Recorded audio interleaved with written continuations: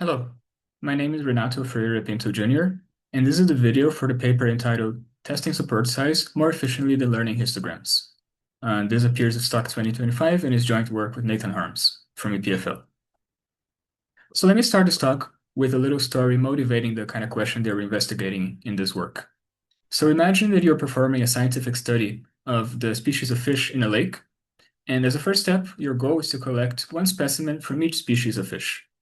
Okay, so what you do is you take some jars to your lake. Maybe you take 100 jars and you start collecting species. Every time you see a species that you haven't seen before, you put it in a jar. And if you see a species that you have already seen before, you already have it, then you throw it back in the lake. So maybe after one day of collection, you've used up 40 of your 100 jars. Okay, so you go back, then on day two you return, and maybe at the end of day two, you've used up 70 out of your 100 jars. Okay, so it's getting high up on your 100 budget, let's say. But you return on day three, and maybe after day three, you've used up 90 of your 100 jars. So now it seems like it's getting a little bit dangerous that maybe 100 jars will not be enough. You will need more jars. So the question is, do you need more, or is 100 going to be enough? How can you make the decision? And in particular, could you have made this decision way before you were even at risk of running out of jars, before you actually used up all of your 100 jars? So can you decide as using way fewer than 100 samples? Okay, so maybe after day one, for example, could you have already known that 100 would not be enough? Okay, so that's the motivation. That's the kind of question they were investigating. Now, to make this more formal, I will state the problem of support size testing. This will capture the story that I gave you. So the problem is the following. Given samples from some distribution P, I would like to distinguish with probability at least 2/3, say, between two scenarios. The first case is that P is supported on at most n elements. And the second case is that P is epsilon far from being supported on at most n elements, where epsilon far here is in total variation distance. So in this case 2, what it means is that for every distribution Q that is supported on at most n elements, P and Q are distance at least epsilon away in total variation distance. And another way to say this is that any set of at most n elements will miss at least epsilon mass from P. Okay? So translating this back into our example, n here will be 100, which is the number of jars that we had. And we would like to distinguish between case one, 100 jars suffice to capture something from every one of the species, or not only do 100 jars not suffice, but actually whatever you capture in 100 jars, you will miss an epsilon mass of your population distribution, for example, 1% or 0.1%. And our goal, as I mentioned, is to solve this using a very small number of samples. In particular, can we do this using a sublinear in n number of samples? So this will guarantee that we can make this decision way before we actually fail by running out of jars in the example, right? So that's the problem. And let's start with a little warm-up by formalizing this kind of strategy that I mentioned, which is that once you've run out of jars, then you definitely know that you did not have enough, right? So this is called the unique elements tester. And the idea of the unique elements tester is the following. We choose some number m of samples, okay? And that will come later what m should be. But after we've chosen this, then our strategy is very simple. We just keep collecting samples, and we accept if after collecting m samples, we've only observed at most n unique elements. Otherwise, if we've seen at least n plus 1 unique elements, we reject. Okay, so this is the naive unique elements strategy. And the claim is that for the strategy, it suffices to set m to be roughly n over epsilon. Okay, so n over epsilon samples suffice. The proof is not too hard. The idea is to use a Markov's inequality argument. So clearly this tester, it will never reject if your support size is the most n, because you will never see more than n unique elements. And on the other hand, if you're epsilon far from being supported on the most n elements, then that means that while you haven't seen more than n unique elements, there's at least epsilon mass that you haven't seen. So after roughly 1 over epsilon samples, you will see something new, another new unique element. So after roughly n over epsilon samples, you will successfully reject. Okay, so this gives us a baseline, something that works, but it falls short of our goal of a sublinear in n sample complexity. Okay, and in particular, this tester only rejects after we failed. So it's precisely the kind of scenario that we do not want in our motivation. So can we really attain a little O of n sample complexity? Okay, so that's our problem. Now, let me go over some related work that will also lead into the strategies that we are going to explore in this work. So first of all, for the support size testing problem, the closest works have studied this problem in a different model of property testing called huge objects model. So the idea in the huge objects model is that when you get a sample, you don't immediately see the name of the sample or its label for free. You assume that this label is actually a very, very large string, so you need to pay to make queries to the bits of the string. Okay, so here the focus is not so much only on the sample complexity, but also on the query complexity, the number of queries into these strings that you need to make. This model was introduced by Goldreich and Ron, who already used support size testing as one application of this model, or one example. And then a follow-up work of Adar, Fisher, and Levy gave a refined study of this problem in the huge object model, particularly studying the power of adaptivity and one versus two-sided error. Okay, but this is a different model of testing, so for the precise quantitative results, I will just refer to these works. Now, for the standard distribution testing setting that we are considering here, the closest works have considered a slightly different task called support size estimation. So support size estimation has a very long history, starting with work of Fisher, as well as Goodman and Good along with Turing. And the idea of support size estimation is that, well, we would like to use samples to approximately compute the support size of the distribution, but to make it a little bit more formal, the statement is the following. We're given samples from some distribution P that we can say without loss of generalities over the natural numbers. And the distribution P is promised to satisfy the following constraint. For every element I, either my distribution, my density P sub I is 0, so the element is not in the support, or if the element is in the support, then my probability mass, my density, is at least 1 over n. So I have a lower bound of 1 over n on the non-zero densities. Given this promise and taking samples from P, the goal is to approximate the size of the support of P, so the support size of P, up to, say, epsilon n additive error. Okay, so this is a slightly different task. It's not about accepting or rejecting. We're trying to estimate the support size. And the second important difference is that this assumes a lower bound on the densities of the non-zero densities, and we did not have this promise in our testing task. And let me also mention that for the support size estimation, we do require some sort of assumption on P, because otherwise I could just have a lot of elements taking up very, very small probability mass, and my algorithm would have no chance of estimating the support size. So some sort of promise is required for this problem. Now, support size estimation is closely related to testing, and also the techniques that go into estimation are going to be relevant for our work. So let me give you some more details about support size estimation. So here I'm just repeating the definition of the problem. And what is known for this problem? So first of all, let me just mention that this assumption that the non-zero densities of P are at least 1 over n, they imply a bounded support size promise. They imply that the support size of P is in most n, right? Because if there were more than n elements with this lower bound and density, then I would have a contradiction. Okay, so this is a bounded support size regime. And what can we say for upper bounds? So first of all, because I have this bounded support size, I can actually use roughly n over epsilon squared samples to learn the distribution P up to some small error in total variation distance. And after learning, that's enough to approximate the support size in this way. I can actually do better and achieve sublinear in n, at least for the applicable range of epsilon, by learning the histogram of P. So this is a notion introduced by Valiant and Valiant, who gave this upper bound. The histogram of P is you can think of it as the set of densities of P once you forget about the names of the elements, the labels.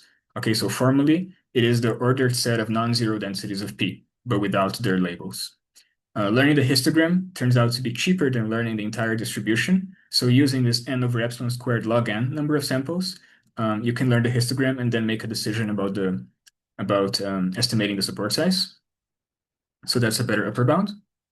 And then it turns out that you can do even better. You can keep this n over log n behavior, but improve the dependence on epsilon, on 1 over epsilon, to be only polylogarithmic, using this Chebyshev polynomial technique, which was, as was shown by work of Wu and Yang. And we are actually going to build upon these Wu and Yang results for our own testing results. Okay, so that's for upper bounds.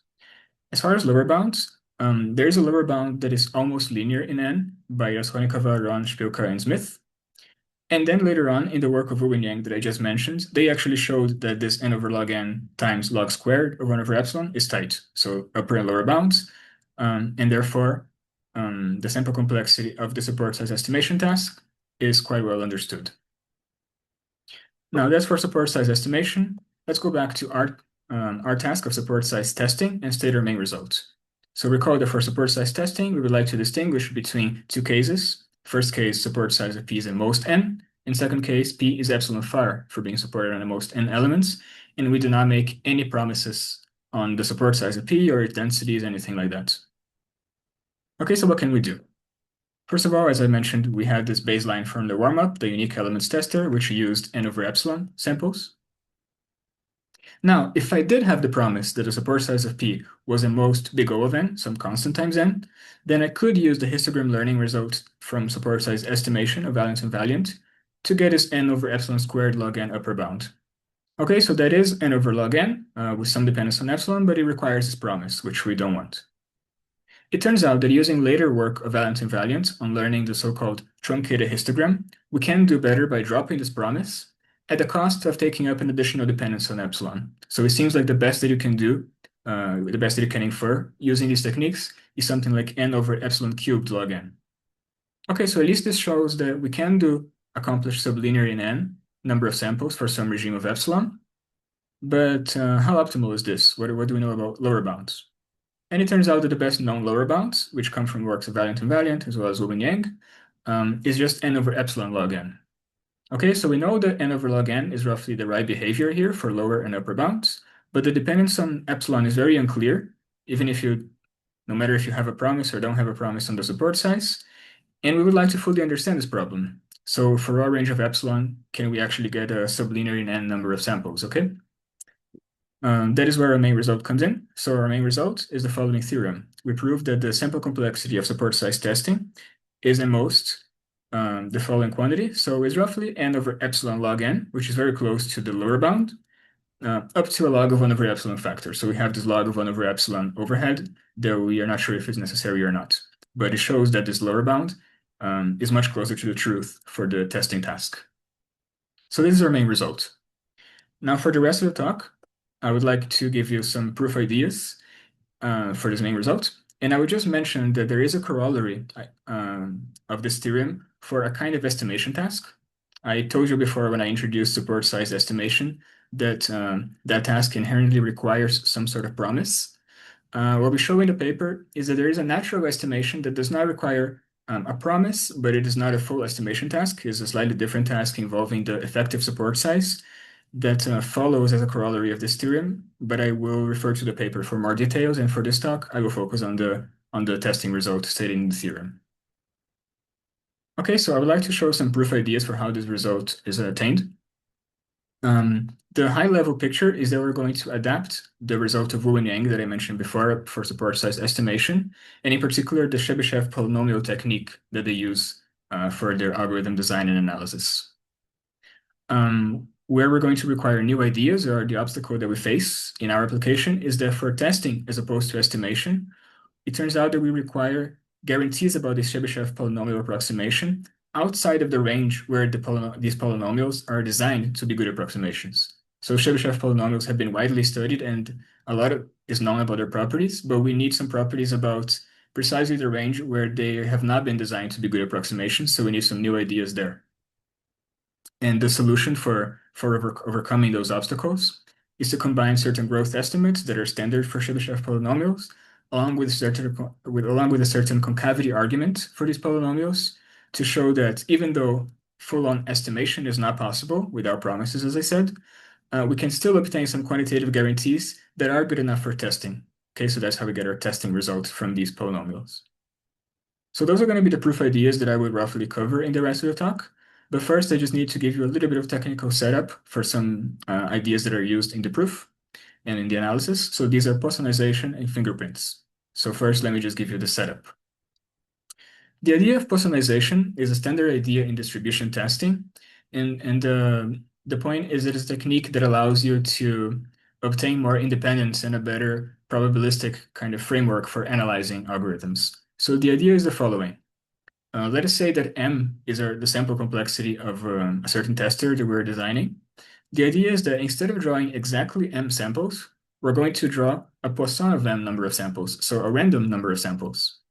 And then the consequence of making this choice, this change, is that now the element I in my potential support, it appears a number that I'm going to call N sub I, which is a Poisson of M times Pi. So M times Pi would be the expected number of times that the sample appears.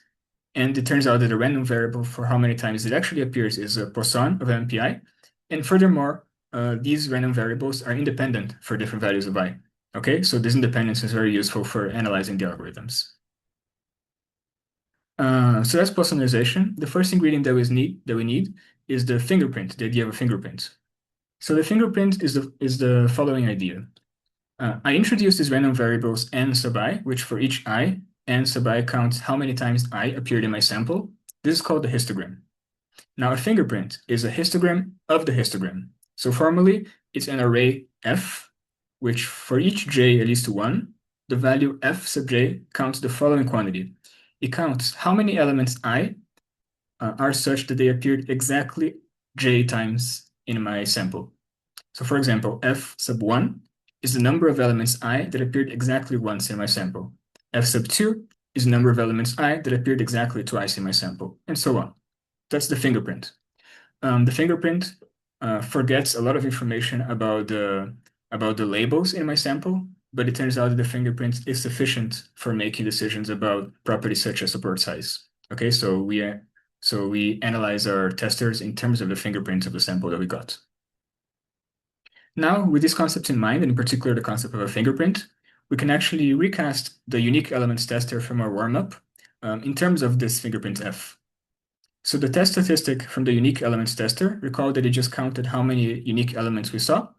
And we can write this formally as this variable S unique, which adds up for each j that is at least one, this quantity F sub j, that is the number of elements that appeared exactly j times. Okay, so if I add up the number of elements that appeared exactly once, exactly twice, and so on, I get just the number of unique elements overall. And that's exactly the quantity that I was using in my unique elements tester to accept or reject.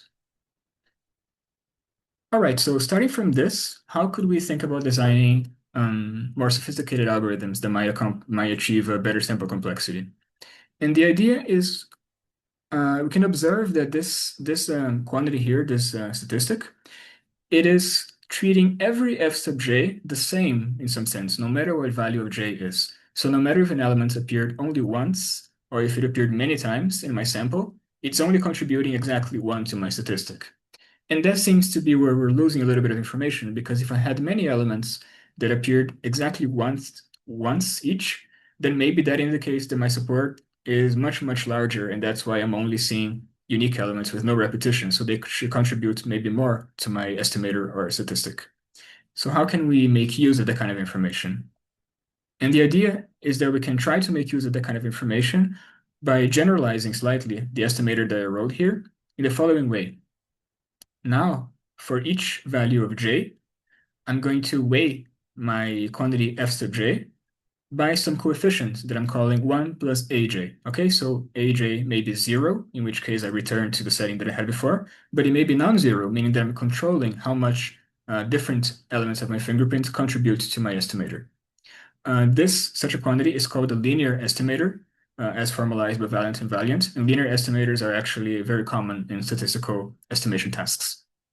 And the interesting thing about making this generalization is now my algorithm design, my role as the algorithm designer, is simply to choose a value of these coefficients a sub j. So once I choose my aj's, I obtain this estimator, and then I can do something with this estimator, like maybe thresholded. But my algorithm design task is quite well defined. Just choose these coefficients aj. And that's what we're going to do. So how should we go about choosing these coefficients a sub j? Well, the idea is that pretend for a second that I'm trying to write this estimator S to actually estimate a support size, even though I know that I can't do that in practice. Just what would happen if I tried to estimate a support size? Well, at the very least, I would like my estimator to be good in expectation. So I would like it to have a small bias compared to the true support size. So if I write the expected value of my estimator according to the formula before. So now using linearity of expectation is going to be the sum of these 1 plus coefficient AJs of the expected value of my fingerprints. Then I can expand this using my definitions. Okay, so these fingerprints, I can expand it into the histogram values n sub I, and then I can write these using Poissonization as these Poisson random variable probability values. Okay, and then by rearranging, I get that my expected estimator is this blue quantity here, which is the sum for each possible I that is maybe in my support of 1 plus this contribution here, which is this exponential e to the minus mpi times some polynomial p evaluated at p sub I, evaluating at the density pi. And my polynomial p, what it is this polynomial here that p of x, the coefficient in front of x to the jth power, is this expression here, a sub j with some m to the j over j factorial. And the important thing here is not exactly what this coefficient is, but rather the fact that by choosing the a sub j's as I like, as the algorithm designer, I can design this polynomial to be anything I like. Okay, so I can choose my coefficients in order to define this polynomial p. And once I've defined this polynomial p, that will plug into the value for the expected value of my test statistic, of my estimator S. Okay, so my role as algorithm designer is to design this polynomial. And it would also be useful actually to give a name to this quantity 1 plus e to the minus mpi times the polynomial at pi. So I'm going to call this quantity q of pi. Okay, so now q of x is going to be 1 plus e to the minus mx times the polynomial p evaluated at x. And then the expected value of my estimator is the sum of these functions q at each density pi. Okay, so that's the setting. If I'm trying to think about the bias. Now, what would be the ideal scenario? What could I hope about this function q to help me in my algorithm analysis? Okay, so I have this expression for the expected value, and I have my definition of q, which is this formula here. Now, if this function q took value 1 exactly when x is positive and took value 0 when x is exactly 0, then that means that this summation here would be exactly the count of the support size, the number of elements that have non-zero density. So that would mean that I have an unbiased estimator. That would be amazing. So in this ideal kind of scenario, what I would like is for my polynomial p to be minus 1 when x is 0. So if it's minus 1, then it will make q be 0. And for the polynomial p to be 0 when x is positive, right? If I have 0 when x is positive, then this will make my q be 1. So this kind of indicator function. But the problem is that this kind of indicator function is not a polynomial, right? So that seems to suggest that I cannot hope for an unbiased estimator, but maybe I can hope for an estimator with small bias in some sense. So in terms of this polynomial, the best that we could hope for is to achieve good approximation of this indicator type behavior inside some safe interval that I'm going to say goes from some variable L to some variable R. So there's going to be some L and R that I'm going to design in my analysis and in my algorithm, such that inside the safe interval, P looks like this picture here is very close to 0. Okay. And then all the way back at 0, it evaluates to minus 1. So that is kind of similar to this ideal scenario that I had in mind. But I cannot control the behavior of P everywhere. So between 0 and L, it has to grow continuously, right? So it's not going to be a perfect indicator. And then after this threshold R of my safe interval, P has to start growing in an unbounded way, either towards plus infinity or minus infinity. But the point is that it's going to grow to infinity, so it will not remain bounded. Now, if I had such a polynomial, then what I would like my estimator S that I wrote here to satisfy, recall that it cannot be a good estimate of the actual support size because that's infeasible, but I could hope that it satisfies some sort of threshold. So for example, if my support size is at most n, then S is at most, say, 1 plus epsilon over 2 times n, so it's smaller than this threshold. And if P is epsilon far from support size n, then S exceeds this threshold, is more than 1 plus epsilon over 2 times n. Okay, so what kind of approximation guarantees would I like in this picture in order to achieve this kind of result? It turns out that there are 3 main aspects. So first of all, inside the safe interval L to R, where I said that I could hope that my polynomial has a controlled kind of a behavior or approximation, I would like the approximation quality to be that P of X inside this L to R interval is roughly between plus and minus epsilon, okay? So it stays epsilon close to actually value 0. That'd be the first thing that I want from a polynomial P.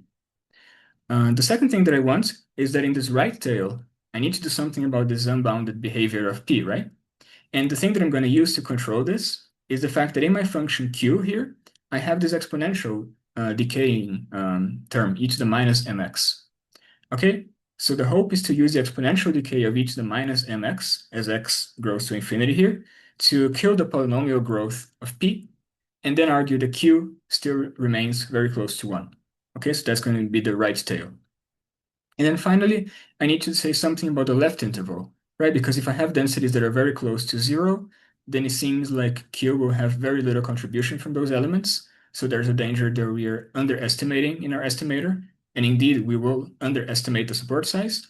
But somehow we would like to argue that even if we underestimate the support size, in the end, we will still obtain an estimator that is larger than the threshold when P is epsilon far. And for that, in this left interval, we will use some sort of concavity argument. Okay, from 0 to L, we'll use the fact that this function here, this polynomial, is concave. So we'll get back to that. So now let me give you some ideas for how we deal with each of these aspects of the algorithm analysis. So first, for the approximation quality, recall that we would like the polynomial P to be roughly between plus and minus epsilon inside the safe interval L to R. Well, it turns out that this is exactly what Chebyshev polynomials have been are used for or designed for.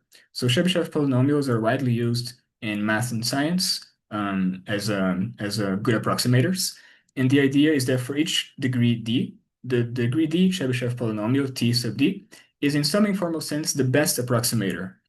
And what that means is that within, say, -1 to 1, the polynomial td remains taking value between -1 and 1. So like this picture in the left, it may oscillate between -1 and 1, but it remains bounded between -1 and 1. And then outside of this range, it has, informally speaking, fastest growth. More formally, it has the largest leading coefficient. Okay, so after you leave this -1 to 1 safe interval, it grows very fast. So that's the standard Chebyshev polynomial. The way that we use these polynomials to design our polynomial P is that we essentially shift and scale them so that our safe interval is not from -1 to 1, but rather from L to R, as I mentioned before. And the value that they take is not between -1 and 1, but rather between plus and minus epsilon. Okay, so we just scale and shift the Chebyshev polynomial to get a picture that looks like this. So between my safe interval L and R, I am pretty close, epsilon close to 0. Then outside of my interval, it grows towards negative infinity relatively quickly, and it reaches -1 at 0. And then to the right, it eventually blows up with polynomial growth, and we're going to have to deal with that. Okay, so the first aspect of the proof, as I said, is the approximation quality within the safe interval L to R. And if you work out the approximation quality of the Chebyshev polynomial, what you get is that the degree d of the polynomial has to be large enough for this approximation to be good. If the degree d was too small, then the behavior will not be controlled in here. And on the other hand, the degree d cannot be too large, and I will not go into detail, but this is because of the variance. Essentially, if the degree d is too large, then the variance of my statistic blows up and the analysis doesn't go through.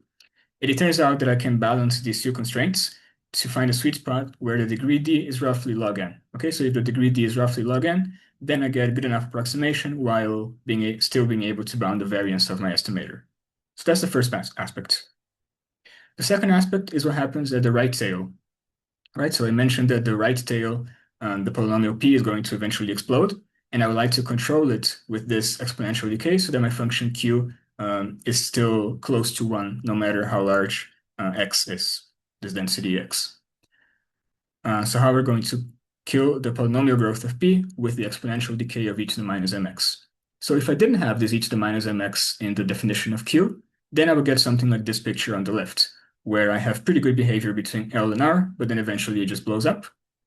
Now, if I put back e to the minus mx into the definition of q, so I have the proper definition, and I choose my right endpoint R to be large enough so that by the time this aspect, this right tail, starts mattering, x is large enough to make this exponential decay significant.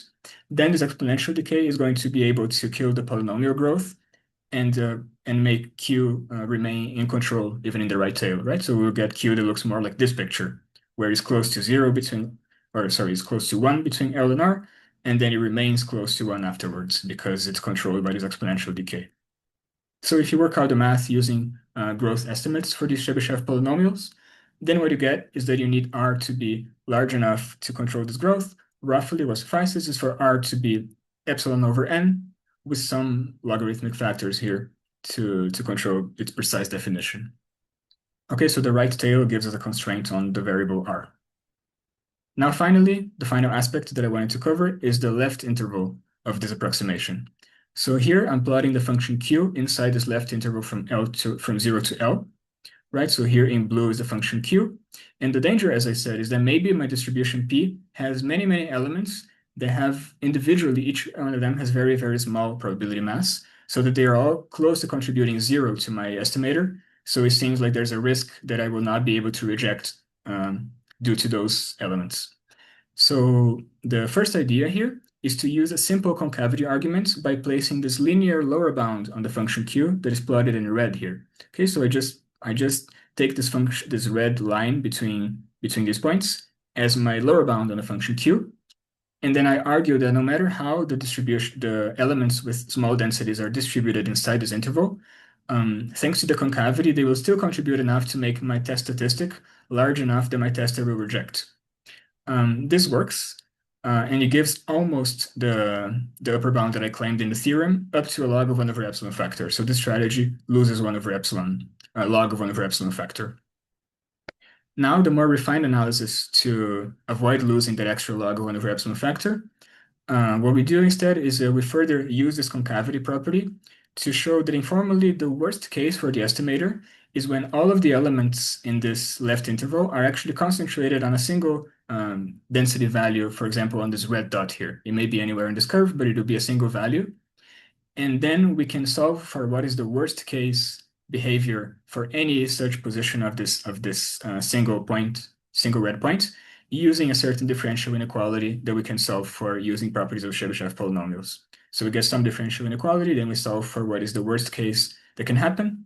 And it turns out that that allows us to not lose this log 1 over epsilon factor. And what we get is a constraint now on the variable L on the left-hand point of this interval. And roughly L has to be small enough so that we can still control what happens in this interval. And it turns out that being roughly epsilon over n with a log of 1 over epsilon factor is the quantity that makes this part of the analysis work.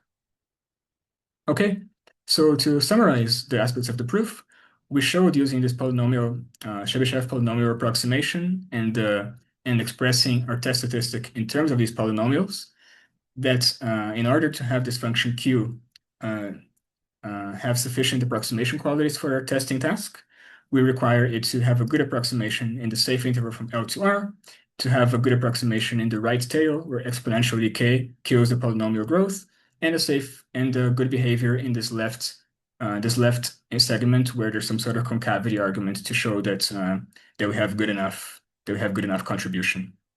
And roughly what we get then is that the sample complexity M is as promised, n over epsilon log n times log of 1 over epsilon.